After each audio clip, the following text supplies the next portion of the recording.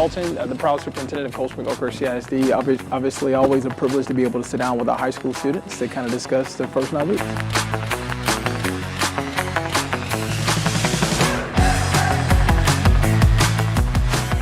Good afternoon, Dr. Taulton. Good afternoon, sir. I'm Brayden, this is Iliana, and How's it going, Iliana? we just came up with a few questions to ask you about this first 9 weeks that we just went through. Sure, let's do it. Trunk or treat, we all thought it was a great success. We ran a station for HOSA. There were so many people, so many families, so many kids. What did you think about it? I think the trunk or treat went very well. Obviously, when we host our family community engagement events, we look for them to build. Each year we have it. So this being our 4th year, I definitely think it was a tremendous success. The turnout continues to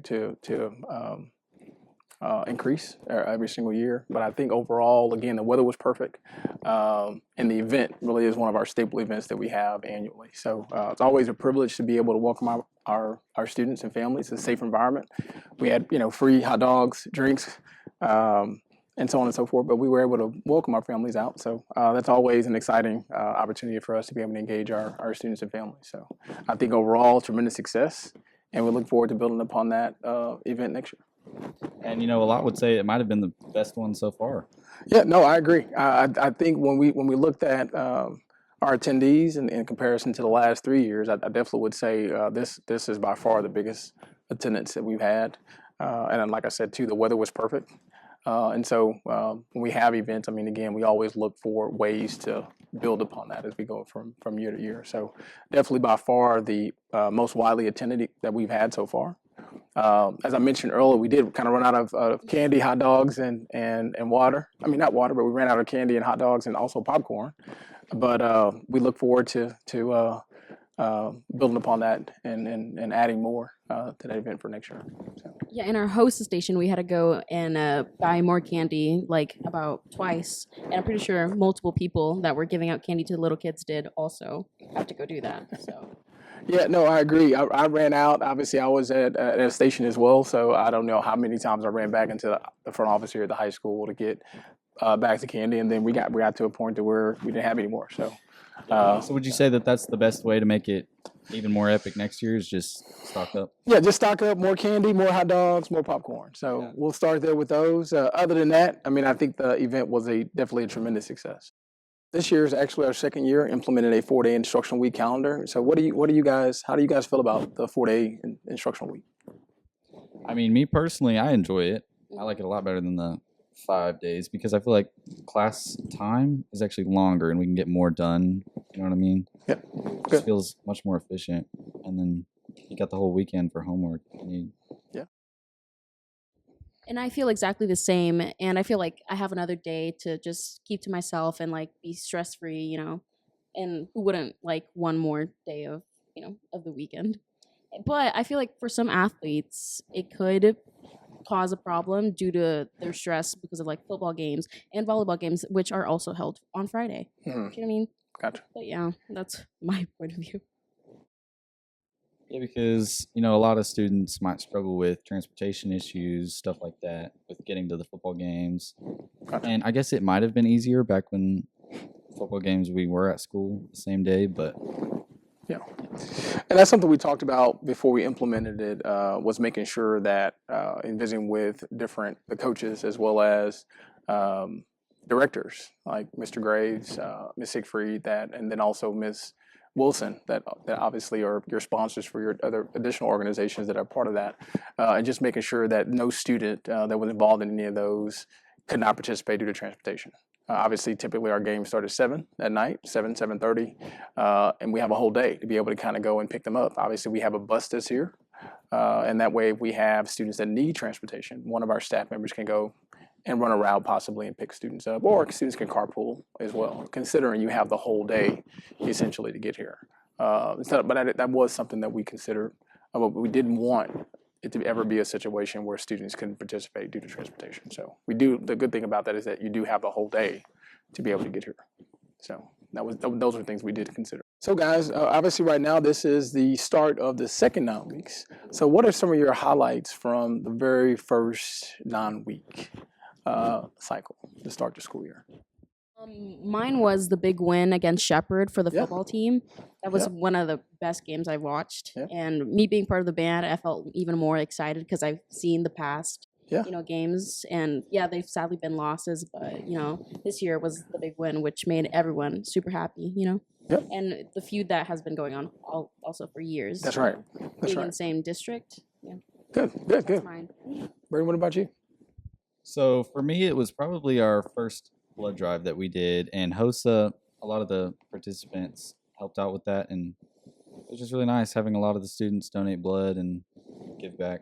So as we enter the second quarter, or the second 9 weeks, obviously, and get ready for the holiday season, what are some of the things you guys are looking forward to as we get ready to pretty much transition into wrapping up the first semester of the school year?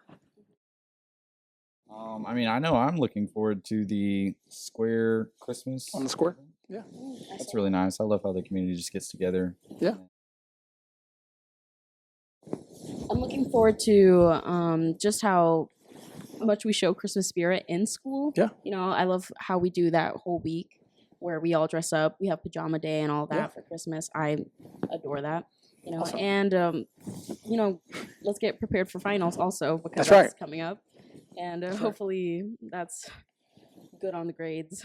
Yeah, I was actually just discussing with our district leadership team that we have roughly 11 days between now and Thanksgiving break, and then when we get back, obviously we have 12 instructional days, and then we'll be out again for Christmas.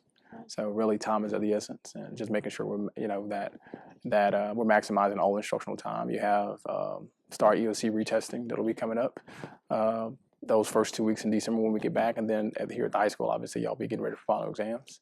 So it'll just be a busy time of year as you get into the holiday season. As high schoolers, it's very busy. Obviously, you have a lot of things going on. Your classwork, all of the extracurricular activities you're involved in school, can be outside of school activities. So how do you all stay recharged and re-energized or energized to tackle all the things that you as a high school student have to tackle? So for me, I just try not to overload myself with too much at one time. I like to spread things out, but get it done ahead of time. You know what I'm saying?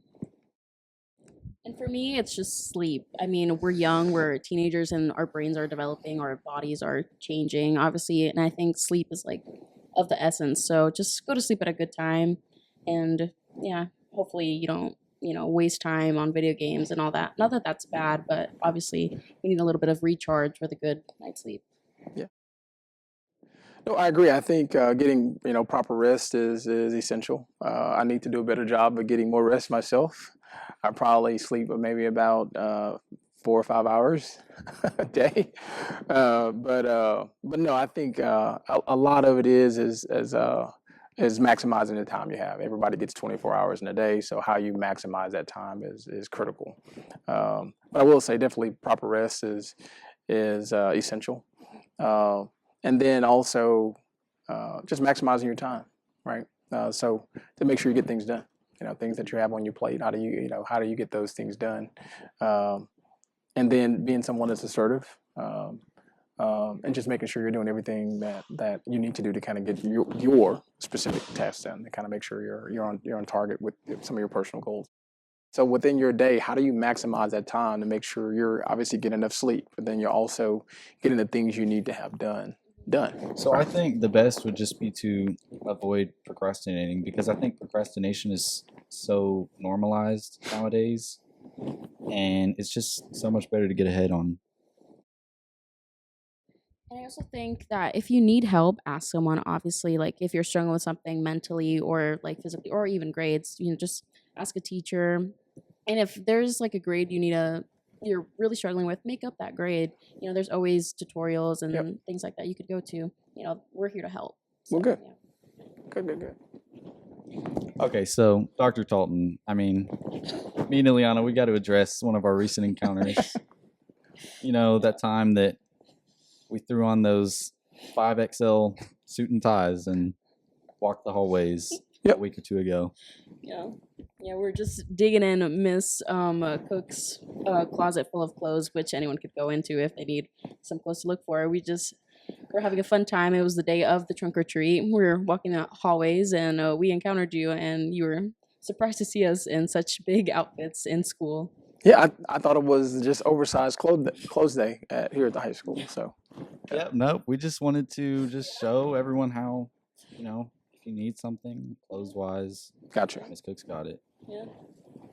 And obviously the fun in it, how funny, and hopefully we brought joy to some of the kids walking the hallways during passing periods. Yeah. And of course, hopefully we brought a little bit of joy to you. It's just seeing us in those. Yeah. Yeah, it was quite interesting.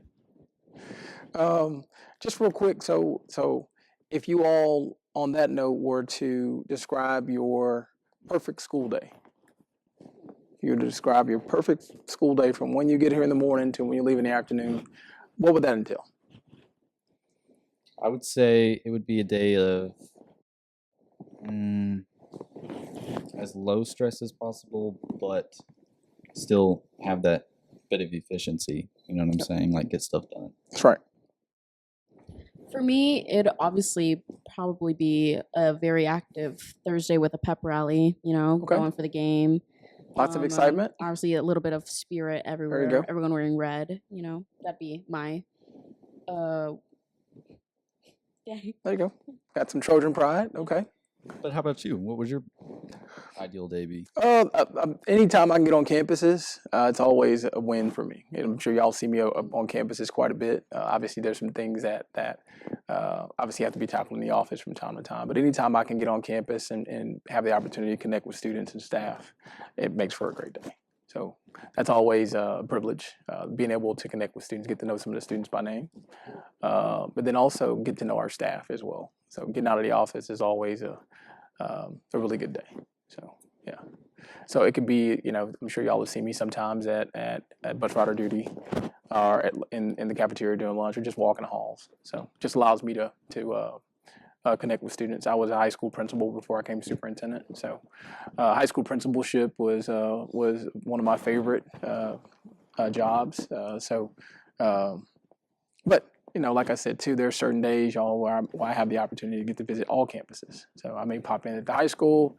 I go by the junior high campus. There's a lot of days where I'm able to connect with all students across all campuses and staff from all campuses. So those are the really good days. If you can be any teacher for the day, any teacher here at Coldspring-Oakhurst High School, any teacher, who would it be and why?